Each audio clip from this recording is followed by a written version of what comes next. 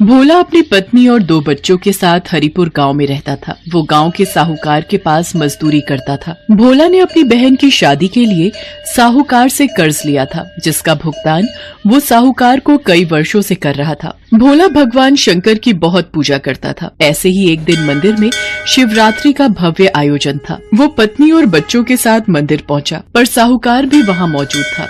मंदिर में दर्शन करने के लिए पुण्य करने पड़ते हैं, तो जैसे कंगाल के पास ऐसा क्या है भगवान शंकर को देने के लिए? बता, कोई दान दक्षिणा या कोई चढ़ावा?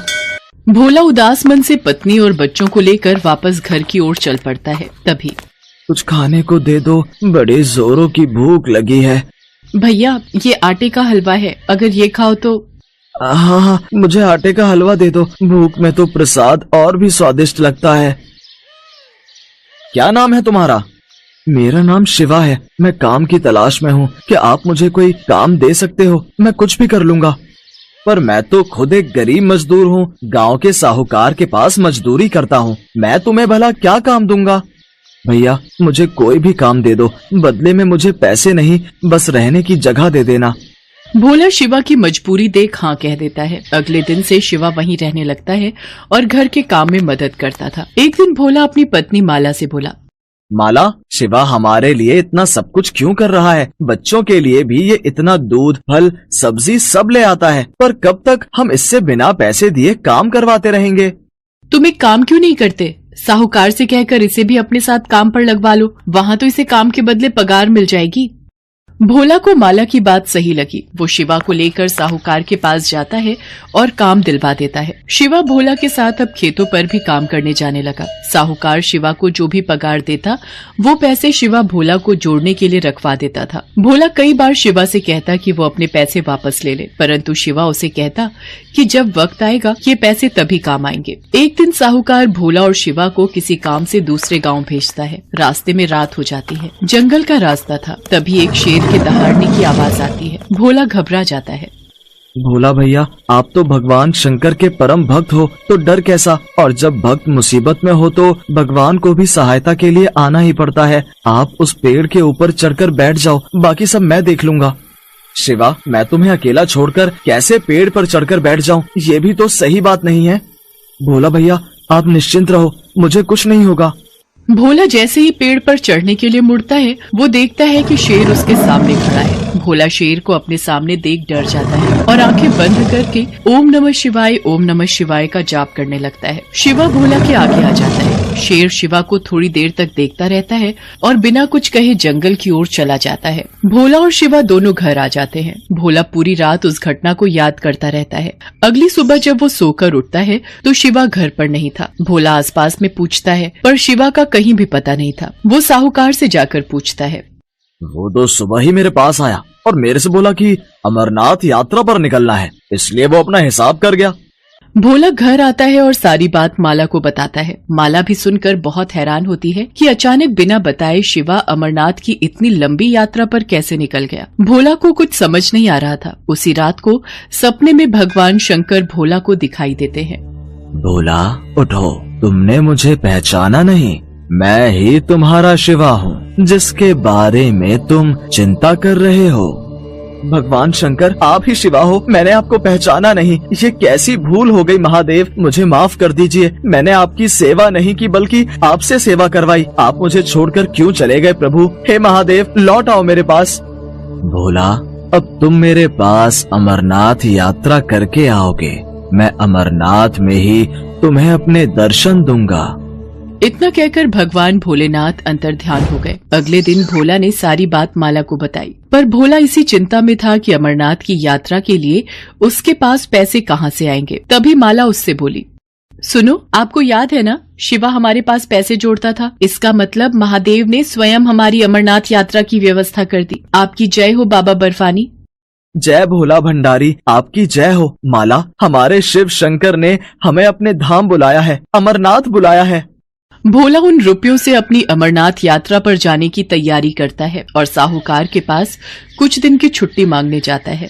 छुट्टी तो तू ले ले, वो तो तेरे पैसे मैं उतने दिन के काट ही लूंगा।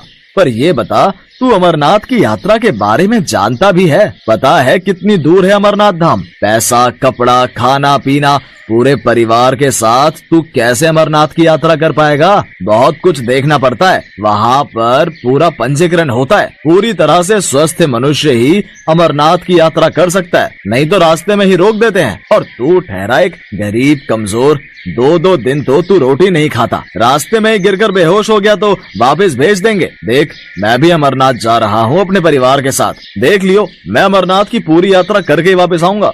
भोला अपने परिवार के साथ अमरनाथ की यात्रा के लिए निकल पड़ता है। उधर साहूकार को भी अपने परिवार को लेकर अमरनाथ की यात्रा के लिए जम्मू निकलना था, पर किस्मत को शायद कुछ और ही मंजूर था। 75 वर्ष से ज्यादा उम्र होने की वजह से साहूकार के पंजीकरण को स्थगित कर दिया गया। साहूकार ने मन में सोचा, भगवान शंकर ने शायद मुझे सबक दिया है कि उनकी यात्रा के लिए कोई गरीब या अमीर नहीं होता। वो जिस पर कृपा करते हैं वही उनके दर्शन कर पाता है। शायद भोला उनका मेरे से भी ज्यादा बड़ा सेवक है, इसलिए उसे अमरनाथ यात्रा पर जाने का शुभ अवसर प्राप्त हुआ। मैं ये क्यों नहीं समझ पाया कि भगवान तो प्रेम के भूखे हैं। उन्हें धन दौलत, बड़े बड़े पकवानों से कोई मतलब नहीं। उन्हें कोई एक सूखी रोटी भी खिला दे तो उसमें भी प्रसन्न हो जाते हैं। शिव शंकर, मुझे माफ कर दो। मैंने उस गरीब मजदूर की गरीबी का हमेशा फायदा उठाया। बस एक बार भोला यात्रा से वापस आ जाए, फिर मैं खुद उससे माफी मांगूंगा।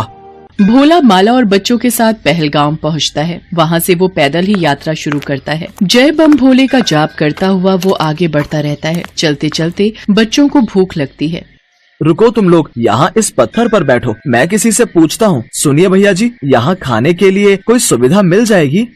अरे भाई, ये अमरनाथ श्रद्धालुओं के लिए लंगर कमेटियाँ जी जान से पलखें बिछाकर उनका सत्कार करती हैं। खाने पीने से लेकर सोने तक की सुविधा उपलब्ध करवाई जाती है अमरनाथ यात्रा के लिए। आओ, मैं तुम्हें वहाँ का रास्ता बताता हूँ। भोला ने अपनी यात्रा को भगवान भोलेनाथ के भरोसे शुरू किया था और उसे पता था कि वही उसकी ये यात्रा पूरी करवाएंगे। व्यक्ति भोला को लेकर जब लंगर कमेटी के पास पहुंचता है, भोला ने देखा अमरनाथ यात्रा में लोग जगह जगह खाने पीने और सोने की सुख सुविधाएं दे रहे हैं। अमीर भक्त इस कार्य में दान दक्षिणा देकर अपना योगदान देते हैं। सुबह के समय लंगर कमेटियां श्रद्धालुओं की भूख और प्यास को बुझाती हैं और रात होते ही लंगर स्थल धर्मशाला में तब्दील हो जाते हैं। श्रद्धालुओं को बिस्तर और सर्दी से बचने के लिए बुखारी भी मुहैया करवाई जाती है। अमरनाथ यात्रा के लिए उन्हें 5 पड़ाव पार करने थे। पहला पड़ाव पहलगाम उन्होंने पार कर लिया था। बापू, अभी हमें कितनी और यात्रा करनी है? अभी कितनी दूर है अमरनाथ की गुफा? नमन, पहला पड़ाव पहलगाम में अभी हम हैं। अभी हमें चंदनबाड़ी, शेषनाग, पंचतरणी पार करना है। उसके बाद 5वां पड़ाव अमरनाथ की गुफा है, जहां बाबा बर्फानी भोलेनाथ के शिवलिंग के दर्शन होंगे। मतलब अमरनाथ की यात्रा के रास्ते में 5 पड़ाव आते हैं? हाँ छाया बिटिया, पर भोले बाबा का नाम लेते जाओ तो ये रास्ता आराम से कट जाता है और ये 5 पड़ाव भी पार हो जाता है। रास्ते भर अलग अलग पड़ावों पर रुकते हुए आखिर भोला और उसका परिवार अमरनाथ की गुफा पर पहुंचता है। पूरा परिवार इतने सुंदर दृश्य को देखकर खुशी से झूम उठता है। तुम्हें पता है माला, अमरनाथ को तीर्थों का तीर्थ कहा जाता है क्योंकि यहीं पर भगवान शिव ने माँ पार्वती को अमरत्व का रहस्य बताया था। बापू, वो देखो कबूतर। तुम्हें पता है छाया, ये कबूतर का जोड़ा बहुत ही किस्मत वालों को दिखाई देता है, जैसे तुमने देखा। सब मिलकर अमरनाथ बर्फानी शिवलिंग के दर्शन करते हैं। भोला हमेशा याद बनकर रहने वाली अनमोल दृश्यों वाली अमरनाथ यात्रा करके खुशी खुशी गांव वापस आ जाता है। साहूकार भोला से अपनी गलतियों के लिए माफी मांगता है और उसे अच्छी पगार देने लगता है। दिल से भगवान शंकर के आशीर्वाद से भोला की जिंदगी में खुशियां आ जाती हैं। एक गांव में चंदन प्रकाश नाम के एक पंडित जी रहते थे। वो भगवान शिव के परम भक्त थे। चंदन प्रकाश रोज सुबह ब्रह्म मुहूर्त में उठकर भगवान शिव का पूजन आरती किया करते थे। जो कुछ भी दान दक्षिणा में आता उसी से पंडित जी अपना गुजारा करते थे। पंडित जी के पास भले ही खुद के लिए इतना नहीं था, फिर भी वो स्वभाव के बहुत दयालु थे। जब भी कोई जरूरतमंद मिल जाता, वो अपनी क्षमता के अनुसार उसकी सेवा जरूर करते थे। ओम नमः शिवाय। ये लो माई, ये कुछ फल और अनाज रखो। ये तुम्हारे काम आएगा। अब तो ठीक है ना? हाँ हाँ पंडित जी, ये तो बहुत है। भगवान आपको हर खुशी दे। पंडित जी के इस दानी स्वभाव से उनकी पत्नी उनसे कभी कभी गुस्सा हो जाती थी।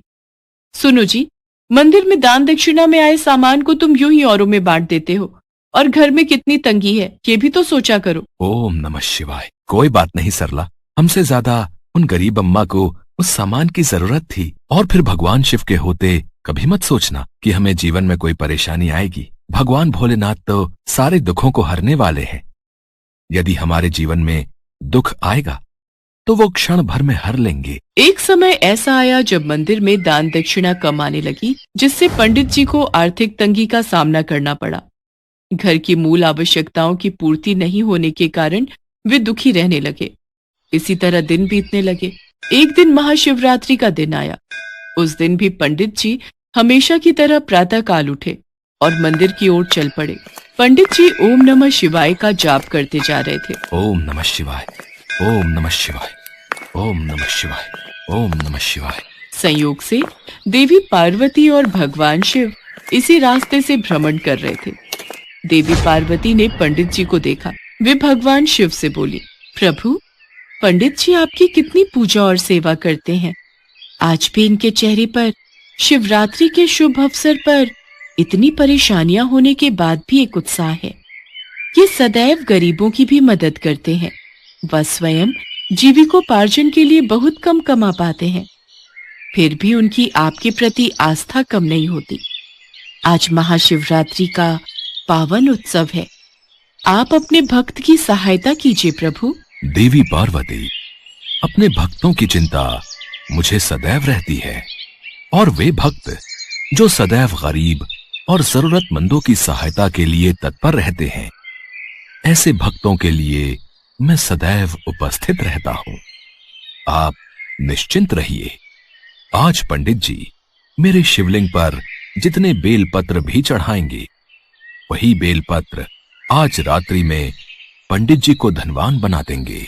यह बातचीत करके पार्वती जी और शिव जी तो चल दिए, किंतु उसी समय उस राह से एक व्यापारी गुजर रहा था। उसने शिव पार्वती का ये वार्तालाप सुन लिया। अगर चढ़ाए हुए बेलपत्र से वो पंडित धनवान हो सकता है, तो फिर मैं क्यों नहीं हो सकता। मैं आज ही उससे जाकर मंदिर में चढ़ाए हुए सारे बेलपत्र खरीद लूंगा। यही सोच वो लालची व्यापारी पंडित जी के घर पहुंच गया और बोला, पंडित जी, आपने अब तक जितने भी बेलपत्र शिव पूजन में चढ़ाए हैं, वो सब मुझे दे दीजिए। बदले में मैं आपको 100 स्वर्ण मुद्राएं दूंगा। सरला, ये सेठ जी मुझसे क्या मांग रहे हैं? ये बेलपत्र तो मैंने शिव जी की पूजा अर्चना में चढ़ाए हैं। सुनो जी, हमें धन की जरूरत है, और क्या पता इन सेठ जी को उनके बेलपत्रों की हमसे ज्यादा आवश्यकता हो, इसलिए आप दे दो। इसके पश्चात पंडित जी ने सारे बेलपत्र बोरे में भरकर व्यापारी को दे दिए।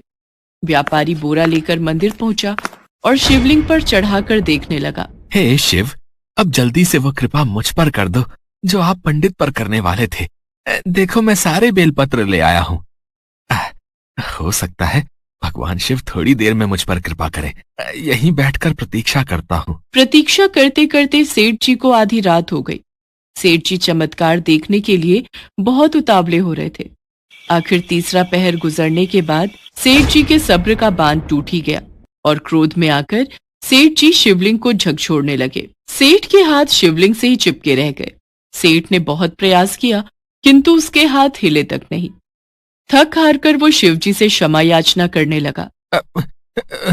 हे शिव शंकर, ये क्या हो गया?